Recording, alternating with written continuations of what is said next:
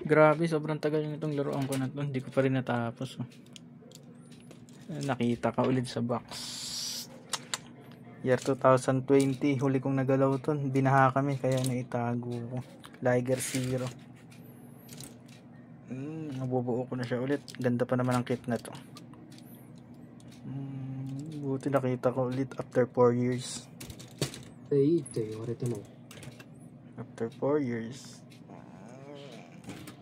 Buo na ulit natin ang Liger Zero natin. Ganda pa naman ang pagkabit ko dito. Naka-lining na kaagad yan.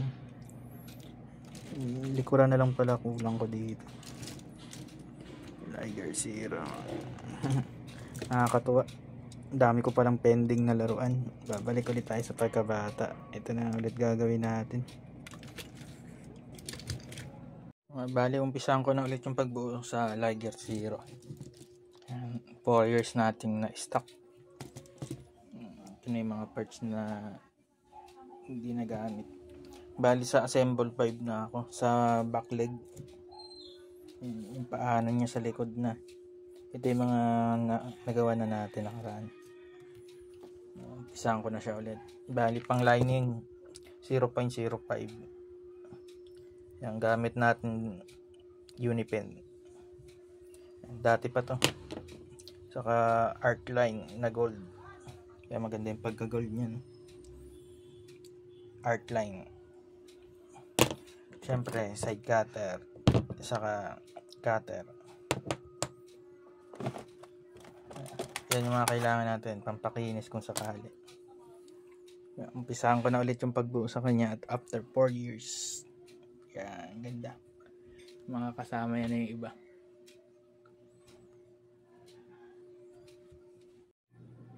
Bali, natapos ko na tong Liger Zero. Yan, sa series na New Century na Zoids. Yan, 4 years bago ko siya natapos. Naitago ko kasi siya ng matagal. Bali, BT na model to na brand. BT, yan, bootleg siya. Copy ng Kotokobe Kahiya. Pero solid siya. Kahit lumang kit na siya. Isipin nyo, year 2020 ko siya binuo. Ngayon ko lang 2024 napagpatuloy. Okay pa rin. Hindi pa rin naman ganun sobrang lutong yung plastic niya. Tapos yung mga gamit natin para sa magbibuild parang ito, kailangan nyo ng side cutter. Pang lining para maganda. 0.05 yung gamitin nyo. Gamit ko Unipen kasi mura lang sa National Bookstore. As art line na gold. Kailangan nyo ng pangkaskas. Kailangan to. Kasi yung male na peg, bago nyo pagdugtungin yung dalawang parts, kailangan kinakaskas nyo muna. Kasi mahimulmul yung dulo, yung peg. Kunyari, ito yung male, yung nakatayo. Yan, guide na rin to para sa mga bubuo pa lang. Lihain nyo muna yung dulo kasi maraming himulmul yan bago nyo ipagpasak siya kabilaan. Yung kaskasin nyo muna yung peg niya sa dulo para mas smooth yung travel, yung pagpasok nyo. Tapos may pag sobrang higpit naman, may ganito akong tools gamit. Ayan, matagal na to. Nalagyan ko ng tela kabilaan para hindi masira yung plastic. Pampahigpit. Hindi maiwasan, talagang mahirap buuin yung BT na brand. Lalo na kung baguhang pa lang. Ayan. Ganda niya, solid yung details niya. Lalo na pag naka-lining sa kanilagyan mo ng kulay yung mga ano niya. Details. Ayan, nilagyan natin gold yung mga detail niya. Kaya magandang tignan. Bali, yung tatandaan nyo dito sa BT na Liger Zero, yung mga parts na mahirap dito ng unam, ito nagpa-pop out. Ito, hindi pantay. Dinigitan ko na maitiban yan. Itong sa pisngi niya. Kahit patak lang, hawakan nyo lang ng matagal na ganun para magpit. Kasi kahit anong gawin mo, medyo may uwang siya. Tapos, itong booster niya na to, madalas bumubuka.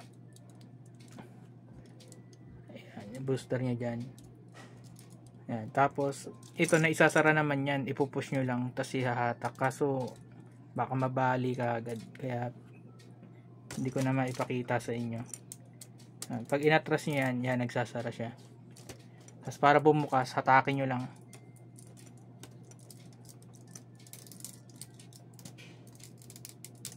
Yan. Bubukas siya pag inatak nyo yung booster niya. Tapos may kasama siyang, ito yung parang spoiler niya, yung pakpak. Yan, inahatak lang yan. Tapos ipapasa. Yan, nahatak din siya.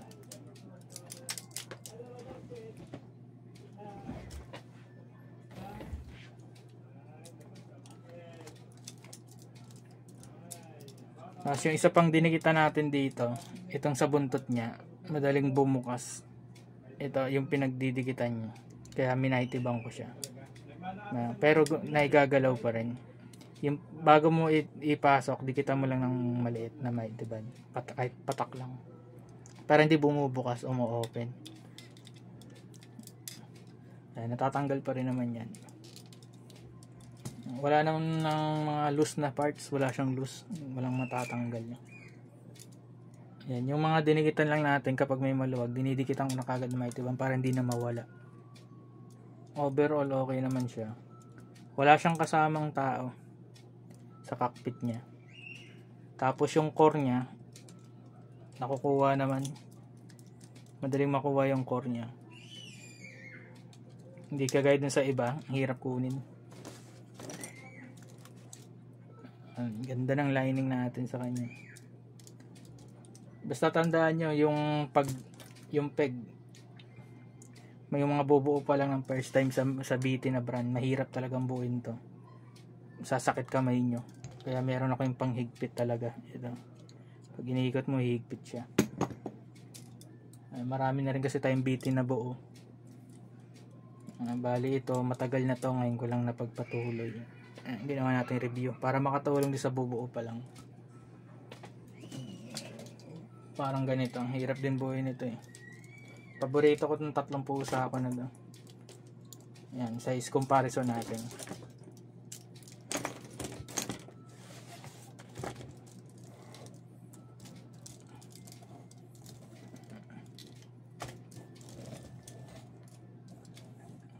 Ayos siya.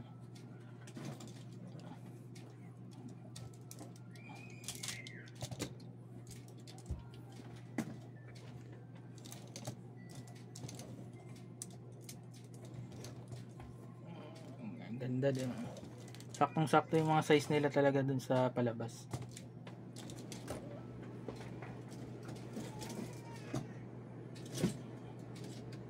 Hindi ko lang mapakita sa inyo tong isa na bali. May nabaling parts dito sa gitna. Ganda sana nito. Ito yung paborito ko. Nilalaro-laro ko kanina na putol. Didikit ko pa.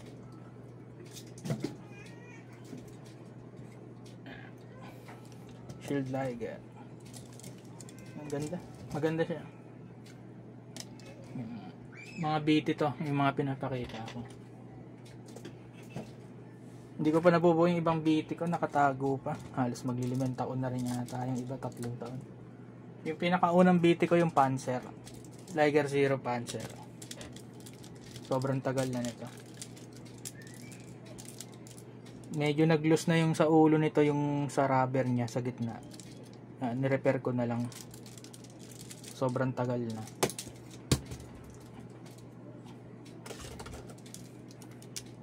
Nirepair ko lang sa sobrang tagal na niya. Ito. Nirepair natin. Pinatigas natin yung rubber niya. Pinabricate. Kaya nailalagay ko na ulit siya. Panzer. Tagal na nito.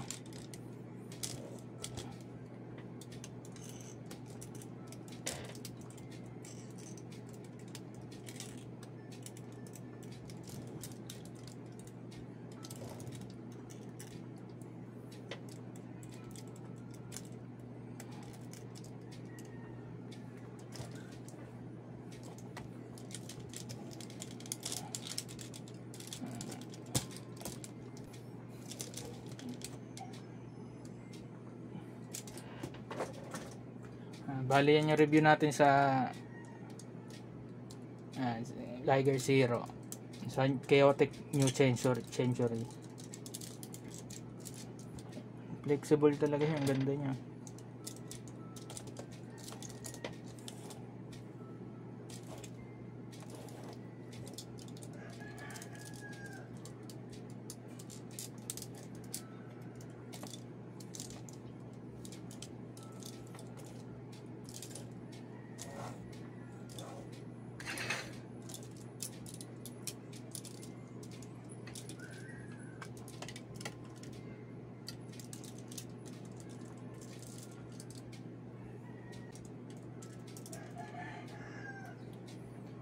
Stick, ganda niya.